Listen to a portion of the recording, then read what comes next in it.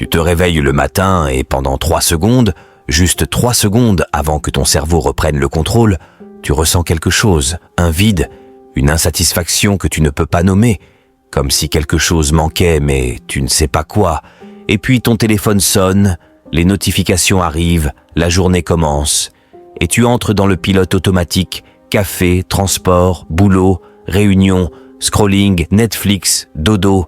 Et le lendemain matin, ces 3 secondes reviennent, ce même vide, cette même voix sourde qui murmure « Ce n'est pas ça, ce n'est pas ta vraie vie, tu n'es pas là où tu devrais être. » Et tu fais quoi avec cette voix? Tu la noies sous le bruit, sous les distractions, sous l'alcool du week-end, sous les épisodes en rafale, sous le scrolling infini, sous les soirées où tu ris fort pour ne pas entendre ce qui crie à l'intérieur. Mais voici la vérité que personne n'ose te dire en face. Cette voix que tu ignores depuis des années, ce n'est pas de l'anxiété, ce n'est pas de la dépression, ce n'est pas le signe que quelque chose ne va pas dans ton cerveau.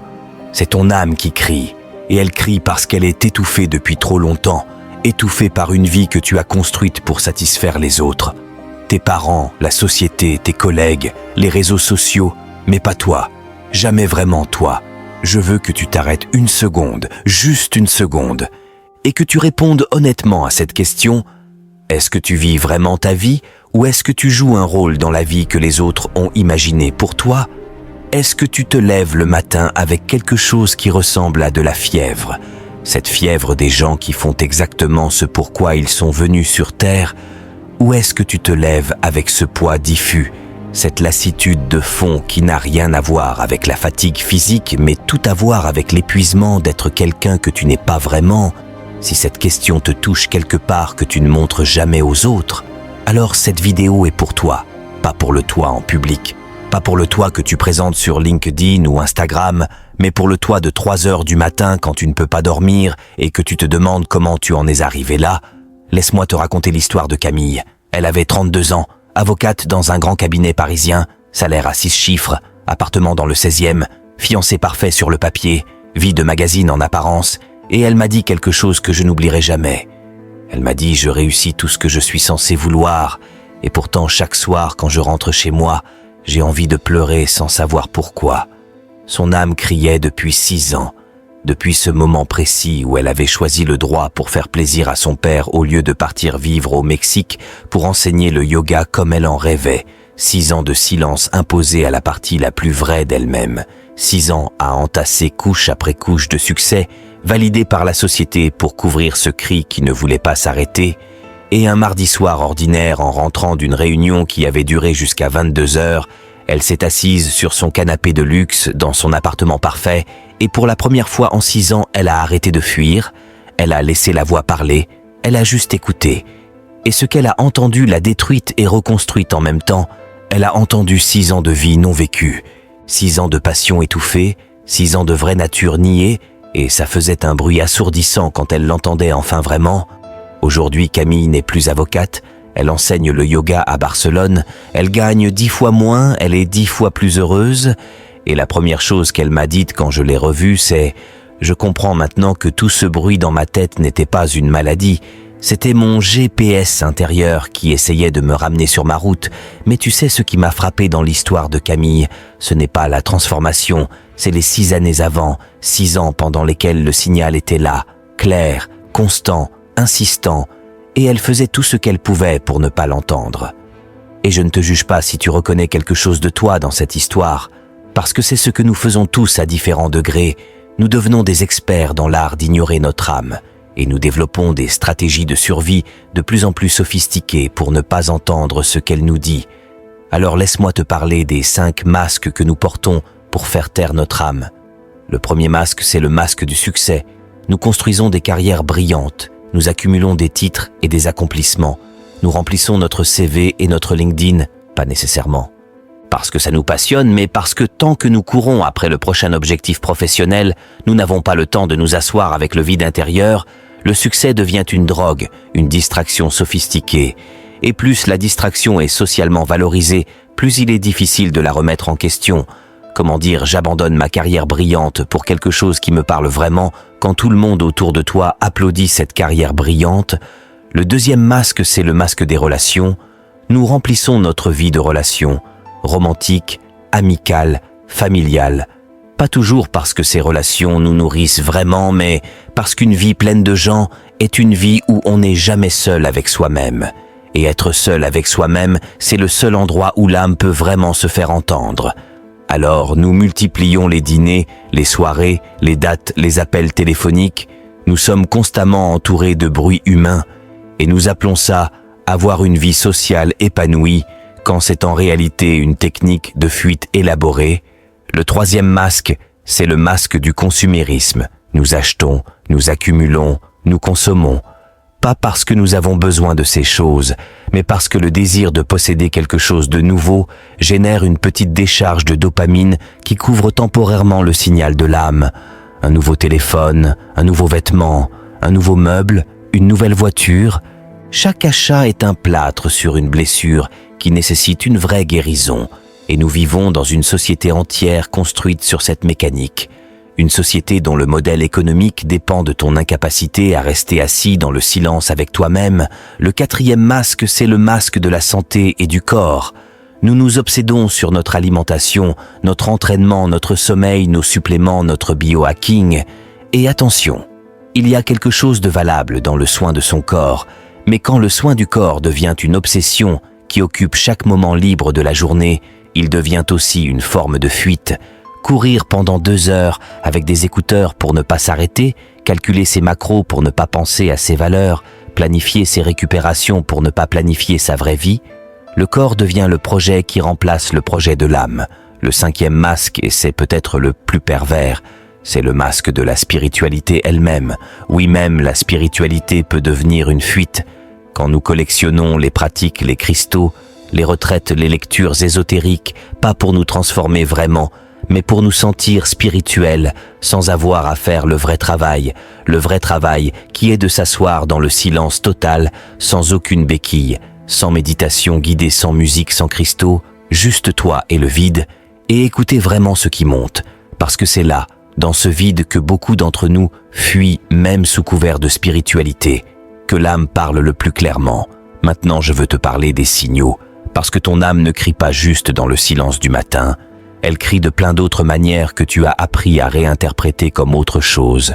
Le premier signal, c'est la fatigue chronique qui n'a aucune explication médicale. Tu dors assez, tu te nourris bien, rien ne va vraiment mal physiquement, mais tu es épuisé d'une manière qui va au-delà du physique. C'est l'épuisement de jouer un rôle qui n'est pas le tien, l'énergie que ça prend de maintenir une performance constante, d'être quelqu'un que tu n'es pas vraiment, est absolument colossale.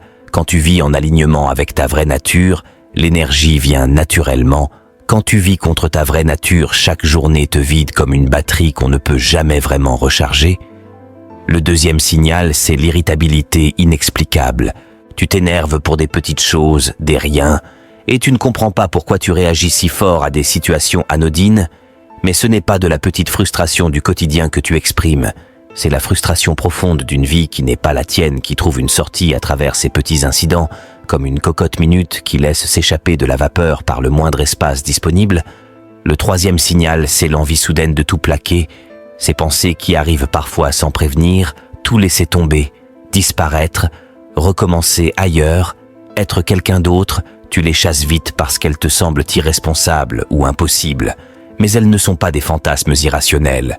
Elles sont le GPS de ton âme qui te dit que tu es tellement loin de ta route que même le cerveau rationnel commence à chercher des sorties d'urgence. Le quatrième signal, ce sont les jalousies. Étrange, tu remarques que tu envies certaines personnes pas pour leur argent ou leur statut, mais pour leur façon d'être. Tu regardes quelqu'un qui a tout abandonné pour vivre sur un bateau et tu ressens quelque chose de douloureux que tu appelles de la jalousie, mais qui est en réalité de la reconnaissance. Ton âme reconnaît dans leur liberté quelque chose qu'elle désire pour toi. La jalousie est toujours une carte au trésor. Elle te montre exactement ce que ton âme veut, mais que tu n'oses pas t'accorder.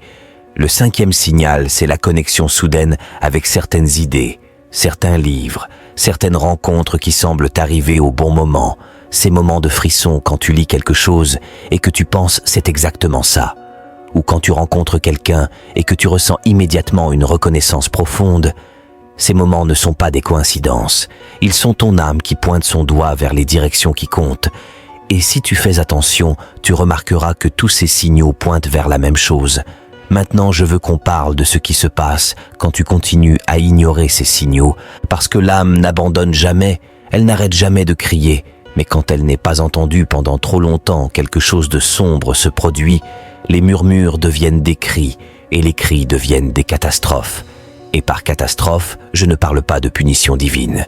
Je parle de la manière dont la vie organise des situations qui te forcent à t'arrêter quand tu refuses de le faire volontairement. Le burn-out qui t'immobilise et t'oblige à te reposer pour la première fois depuis 10 ans. La maladie soudaine qui te force à ralentir. La rupture douloureuse qui détruit la relation que tu maintenais pour ne pas être seul avec toi-même. Le licenciement inattendu qui t'arrache à la carrière que tu faisais pour les mauvaises raisons. Ces événements que tu vis comme des catastrophes sont souvent des actes de grâce déguisés. Ils sont la vie qui dit « J'ai essayé de te parler doucement, tu n'as pas écouté, alors maintenant, on va avoir une vraie conversation. Et je ne te dis pas ça pour te faire peur, mais pour te donner un choix. Parce que tu as le choix. Tu peux choisir d'écouter maintenant, avant que la vie organise une interruption forcée. Tu peux choisir de t'asseoir avec le vide, d'écouter la voix, de suivre les signaux, avant que ces signaux se transforment en séismes. Alors comment faire ça concrètement? Comment commencer à écouter vraiment après des années de bruit? Première étape, et c'est la plus difficile, créer du silence, du vrai silence. Pas de la méditation guidée avec de la musique New Age, du vrai silence total. Assieds-toi pendant 20 minutes chaque matin, pas de téléphone, pas de musique, pas de livre, pas de pratique spirituelle élaborée, juste toi et le silence et ce qui monte.